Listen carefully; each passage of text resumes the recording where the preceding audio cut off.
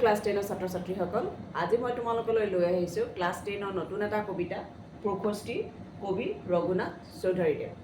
তো কবিতাটো পঢ়িবলৈ খুবেই ভাল লাগে, খুবেই চুটি কবিতা, হাফ ইয়াৰলিত 4 মাৰ্কছৰ আহে।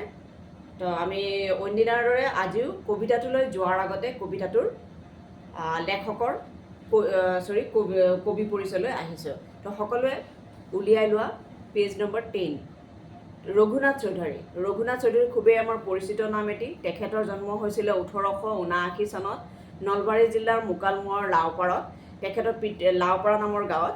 আৰু তেখেতৰ পিতৃৰ নাম আছিল ভোলানাথ চৌধুৰী। সৰুতে ভৰিত তেওঁ দুখ পাইছিলে, দুখ পাই পেলাই তেখেতৰ ভৰি ঘূণীয়া হৈছিলে আৰু ঘৰুৱা অসুবিধাৰ কাৰণে এজন সম্পৰ্কীয় ককায়েকৰ ঘৰতে তেখেতে থাকি পঢ়া শুনা কৰিবলগীয়া হৈছিলে আৰু তাতেই থাকি তেখেতে 8ম শ্ৰেণীলৈকে পঢ়িছিলে। আৰু তাৰপিছতে তেখেতে কিছুমান অসুবিধাৰ কাৰণে স্কুল যাবলৈ এৰি দিলে, ঘৰতে সংস্কৃত আৰু বাংলা শিক্ষা শিকিবলৈ ল'লে। আৰু তাৰপাছতে তেখেতে কেইদিনমান শিক্ষকতাও কৰিলে আৰু তাৰপিছত তেখেতে কিন্তু শিক্ষকতা বৃত্তি এৰি দি তেখেতে কৃষি কৰ্মত জড়িত হ'ল। যদিও কৃষি কৰ্মত তেখেতে জড়িত হৈছিলে, তেখেতে সাহিত্য চৰ্চা কিন্তু একেবাৰে বাদ দিয়া নাছিলে। তো তেখেতে তেতিয়াও সাহিত্য চৰ্চা কৰি আছিলে। তেখেতৰ জোনাকী কাকতৰ সহকাৰী সম্পাদক আছিলে। এইটো কোৱেশ্যন হ'ব পাৰে, তেখেতে কোনখন কাকতৰ সহকাৰী সম্পাদক আছিলে? জোনাকী কাকতৰ। আৰু তেখেতে মইনা জয়ন্তী সুৰভি নামৰ আলোচনীৰ সম্পাদক আছিলে। তেখেতে কোনকেইখন মেগাজিন আলোচনীৰ সম্পাদক আছিলে? মইনা জয়ন্তী সুৰভি। কোৱেশ্যন হ'ব পাৰে, তোমালোকে মাৰ্ক কৰি ল'বা। তাৰপিছত আহিছোঁ, তেখেতে জোনাকী কাকতৰে কবিতা লিখিবলৈ আৰম্ভ কৰিছিলে। তেখেতে যিবিলাক কবিতা লিখিছিলে পোনপ্ৰথমে জোনাকী কাকতত প্ৰকাশ পাইছিলে আৰু তাৰপিছত আলোচনী আৰু বাঁহীতো তেখেতৰ কবিতাসমূহ প্ৰকাশ পাবলৈ ধৰিলে।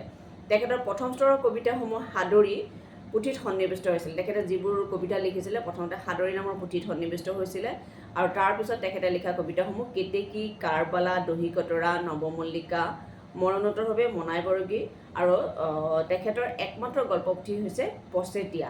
মনত ৰাখিবা, তেখেতৰ কবিতা পুথিৰ নাম কেতেকী, কাৰবালা, দহি কতৰা, নৱমল্লিকা আৰু মৰণোত্তৰভাৱে হৈছে মনাই বৰাগী। আৰু তেখেতৰ একমাত্ৰ কবিতা পুথি হৈছে গল্পপুথি হৈছে পছেতীয়া। আৰু তেখেতে 1935 চনত তেজপুৰত অনুষ্ঠিত হোৱা অসম সাহিত্য সভাৰ সভাপতি আছিল। তো ইমানখিনিয়ে আছিলে তেখেতৰ কবি পৰিচয়টো খুবেই ইম্পৰ্টেণ্ট। ইয়াৰ তোমালোকে জানি থবা। তেখেতক বিহগী কবি বুলিও কোৱা হয়। চৰাইক বিষয়বস্তু বুলি লৈ পেলাই তেখেতে কবিতা ৰচনা কৰিছিল, সেয়েহে তেখেতক বিহগ মানে হৈছে চৰাইৰ বিষয়বস্তু লৈ কবিতা লিখে, সেয়েহে তেখেতক বিহগী কবি বুলি কোৱা হয়। এতিয়া আমি আহিছোঁ মূল কবিতাটোলৈ। তো মই তোমালোকক ক'লোঁ যে আমি পঢ়িম প্ৰশস্তি। প্ৰথমতে আমি এই প্ৰশস্তি শব্দটোৰ অৰ্থনো কি আমি জানি ল'লে ভাল। প্ৰশস্তি শব্দটোৰ অৰ্থ হৈছে বন্দনা বা আৰাধনা কৰা। এতিয়া কবিতাটোত কাক প্ৰশস্তি কৰিছে আমি পঢ়িবলৈ পাম। কবিতাটোত এই সুন্দৰ পৃথিৱীখন সৃষ্টি কৰাৰ বাবে সৃষ্টিকৰ্তাৰ প্ৰশস্তি কৰা হৈছে।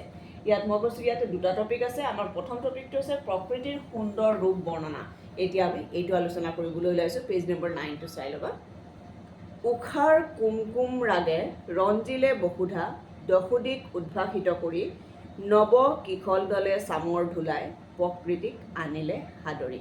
যে ৰাতিপুৱাৰ এক সুন্দৰ মুহূৰ্তত উষাৰ কিৰণ পৰি, উষা মানে সূৰ্যৰ কথা কোৱা হৈছে, উষাৰ কিৰণ পৰি দশোদিক উদ্ভাসিত হৈ পৰিছে, মানে একদম উজ্জ্বলি উঠিছে। তাতে আকৌ কি হৈছে? নৱ কিশল দলে চামৰ ধুলাই প্ৰকৃতিক যেন সাদৰি আনিছে। নৱ কিশল দল মানে হৈছে নতুন কুঁহিপাত যেন প্ৰকৃতিক সাদৰি আনিছে। আৰু তাকে দেখি আমাৰ কবিৰ চিত্ৰহাৰী যত ফুল্ল কুসুমৰ আনন্দত প্ৰাণ তলমল, যে এই কবিৰ মনটো আনন্দত তলমল হৈ উঠিছে। আকৌ কৈছে চোৱা, মন্দিৰৰ উপেক্ষিত ৰবাব ফুলেও দিছে যাচি প্ৰেম পৰিব মন।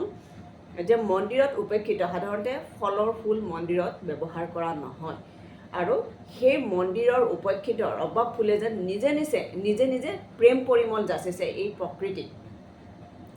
উঠে তৰু শিৰে শিৰে বন বিহংগৰ চন্দ্ৰভৰা সুমধুৰ টান, জল স্থল অন্তৰিক সকলোতে যেন দেৱতাৰ মহা অভিযান। আৰু তাকে কি হৈছে? গছ বনৰ আঁৰৰ পৰা সুন্দৰ চৰাইবিলাকৰ, বন বিহংগবিলাকৰ সুললিত ধ্বনি শুনা গৈছে। আৰু তাকে দেখি যেন জল স্থল অন্তৰীক্ষ মানে হৈছে আকাশ জল স্থল অন্তৰীক্ষৰ পৰা যেন দেৱতাসকলে মহা অভিযান চলাইছে। পৃথিৱীৰ পৃথিৱীনো কি হৈছে, এনে এক সুন্দৰ ৰূপৰ সৃষ্টি হৈছে যে পৃথিৱীত কি হৈছে বুলি জল স্থল অন্তৰীক্ষৰ পৰা দেৱতাসকলে অভিযান চলাইছে। আমাৰ প্ৰকৃতিৰ সুন্দৰ ৰূপ বৰ্ণনা এইখিনিয়ে দিছে। কি কৰিলে ৰাতিপুৱাৰ কোনো এটা সুন্দৰ মুহূৰ্তত সূৰ্যৰ কিৰণ পৰি দশোদয় উদ্ভাসিত হৈ পৰিছে। নৱকুকলডাল চামৰ ধৰে প্ৰকৃতিক সাদৰি আনিছে। কবিৰ চিত্ৰহাৰী মন আনন্দত তলমল কৰি উঠিছে। মন্দিৰৰ উপক্ষিত ৰাবাব ফুলৰ প্ৰেম পৰিমল যাচিছে। গছ বনৰ আঁৰৰ পৰা বন বিহংগই সুললিত গীত জুৰিছে। আৰু তাকে দেখি জলস্থল অন্তৰীক্ষৰ পৰা যেন দেৱতাসকলে মহা অভিযান চলিছে। মাত্ৰ ইমানখিনিয়ে আছিলে ইয়াতে। এতিয়া আমি আহিছোঁ ছেকেণ্ড টপিক। ছেকেণ্ডটো দিছে প্ৰকৃতিৰ সন্মোহিনীৰ সুধাৰ মাজত নেদেখাজনৰ অস্তিত্ব অনুভৱ। তো কি হৈছে, এই সুন্দৰ পৃথিৱীটো যোনে সৃষ্টি কৰিছে সেই সৃষ্টিকৰ্তা ভগৱানজনক এই প্ৰকৃতিৰ মাজত যেন কবিয়ে দেখা পাইছে। আৰু সেই কবিয়ে কি কৈছে চোৱা, কৰিদীৰ্ণ জৰাজীৰ্ণ পঞ্জীভিত ক্লেট শেষ হ'ল মহাকালৰাত্ৰি, উঠাহে ঋত্বিক ধ্যানী অমৃতৰ পুত্ৰ, উঠা যেন মুক্তি পথযাত্ৰী। কবিয়ে কৈছে যে এটা কালৰাত্ৰি শেষ হৈছে, এটা দিন পাৰ হৈছে। আমি পাৰ হৈ যোৱা দিনটো যেন আমাৰ কাৰণে বেয়া আছিলে আৰু নতুন এটা দিন আৰম্ভণি হৈছে। ৰাতিপুৱা হৈছে, ডেট মিনছ নতুন এটা দিনৰ আৰম্ভণি হৈছে। আৰু কালৰাত্ৰিৰ শেষত নতুন দিনটো আমাক ভালদৰে উদযাপন কৰিব দিছে। উঠাহে ঋত্বিক ধ্যানী অমৃতৰ পুত্ৰ, উঠা যত মুক্তি পথযাত্ৰী, যে আমাক মুক্তিৰ পথ বিচাৰিবলৈ কৈছে। আমাক অমৃতৰ পুত্ৰ, ঋত্বিক ধ্যানী অমৃতৰ পুত্ৰ বুলি মানুহসকলক কোৱা হৈছে আৰু মুক্তিৰ পথ বিচাৰিবলৈ কৈছে। মোহন কৃষক বেনু অনাহতে চন্দ্ৰ গায় মহামহিমৰ গান, যেন মোহন কৃষক বেনু মহামহিমৰ গান গাইছে, স্ৰষ্টাৰ গান গাইছে, সৃষ্টিৰ গান গাইছে, নতুনত্বৰ গান গাইছে।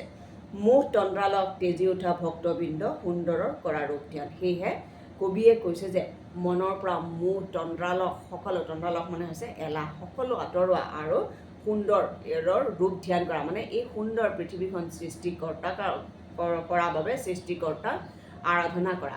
কবিতাটোত মানে আমি প্ৰকৃতিৰ বৰ্ণনা দিয়া হৈছে আৰু প্ৰকৃতিৰ বৰ্ণনাৰ মাজেৰে নেদেখাজনৰ কি কৰা হৈছে, প্ৰশস্তি কৰা হৈছে। আৰু যিহেতু আমাক ডাইৰেক্টলি ভগৱানৰ কথা কৈ থকা নাই, সেয়েহে ইয়াতে কি হৈছে, ৰহস্যবাদৰ গোন্ধ পোৱা গৈছে। কবিতাটোত ৰহস্যবাদ লুকাই আছে। আৰু তাৰ লগতে প্ৰকৃতিৰ ৰূপ ধ্যান কৰাৰ লগতে প্ৰকৃতিৰ বৰ্ণনা কৰাৰ লগতে আমাৰ কি হৈছে, এটা আধ্যাত্মিক সুৰো কবিতাটোত দেখা পোৱা গৈছে। কেনেকৈ পোৱা গৈছে যে এই সুন্দৰ পৃথিৱীখন সৃষ্টি কৰাৰ বাবে সৃষ্টিকৰ্তাক ধন্যবাদ জনাইছে আৰু সৃষ্টিকৰ্তাৰ প্ৰশস্তি কৰিছে। সেয়েহে আমি ইয়াতে আধ্যাত্মিকতাবাদৰ মানে বৰ্ণনা পাবলৈ পাৰিছোঁ। এইখিনিয়ে আছিলে কবিতাটো। খুব সুন্দৰ কবিতা। কবিতাটো পঢ়িবা আৰু ইয়াৰ পিছত ইয়াতে যিখিনি তোমালোকৰ শব্দ অৰ্থ আছে, শব্দ অৰ্থখিনিও মন দিবা। ইয়াৰ পৰা আহিব পাৰে মানে ছাপ'জ সমাৰ্থ শব্দত অন্তৰীক্ষ, উষা আহি যাব পাৰে। তাৰপিছত কিশলয় মানে কি, 1 মাৰ্কৰ আনচাৰটো দি দিব পাৰে। কুমকুম কি হয় তেনেধৰণৰ, কুসুম তোমাৰ সমাৰ্থ শব্দত আহি যাব পাৰে। চামৰ ধুলাই কি আহি যাব পাৰে। তন্দ্ৰালক মানে কি, তাৰপিছত আকৌ তোমাৰ পঞ্জীভিত মানে সঞ্চিত, এনেকুৱা ধৰণৰ। মহামহিম মানে কি, এনেকুৱা ধৰণৰ 1 মাৰ্কৰ কুৱেশ্যনো দি দিব পাৰে। তোমালোকৰ হয়তো শব্দ অৰ্থ হিচাপে দিব পাৰে, নহয়তো সমাৰ্থ শব্দ হিচাপে দিব পাৰে, নহয়তো 1 মাৰ্কৰ কুৱেশ্যনতো সুমিয়াই দিব পাৰে। তাৰপিছত তোমালোকৰ ইয়াত যিটো 1 মাৰ্কৰ আনচাৰ্ছবিলাক আছে একেবাৰে ধুনীয়া। ৰঘুনাথ চৌধুৰী কি কবি বুলি জনা যায়? আমি প্ৰথমতেই ক'লোঁ তেখেতক বিহগী কবি বুলি জনা যায়। ৰঘুনাথ চৌধুৰীৰ কবিতা পুথি দুখনৰ নাম লিখা। 2টা চৰাইৰ নাম মনত ৰাখিবা, দহিকতৰা আৰু কেতেকী। বাছ, চৰাই 2টা। প্ৰকৃতিক কোনে সাদৰি আনিছিলে বুলি কৈছে? প্ৰকৃতিক নৱকিশলদ্বয় চামৰ ধুলাই। চামৰ ধুলাই মানে হৈছে চামৰি পহুৰ নেচ, আৰু নৱকিশলদ্বয় মানে হৈছে নতুন কুঁহিপাত। মন্দিৰৰ উপক্ষিত কি ফুলে প্ৰেম পৰিমল যচা বুলি কৈছে? ৰাবাব ফুলে। জলস্থল আৰু ক'ত দেৱতাৰ মহা অভিযান চলাইছে? অন্তৰীক্ষ। মহামহিমৰ গান কিহে গাইছে? মোহন কৃষক বেনে। একেবাৰে ইজি। কবিতাটোত কবিয়ে প্ৰকৃতিৰ কি বস্তু টানি আনিছে? নেচাৰৰ পৰা কি আছে? তৰু তৃণ আছে, চৰাই চিৰিকটি আছে, উষা আছে, জলস্থল আছে। তো এইসমূহ বস্তু টানি আনিছে। কবিতাটোত কবিয়ে কিয় আৰু কাৰ প্ৰশস্তি কৰিছে?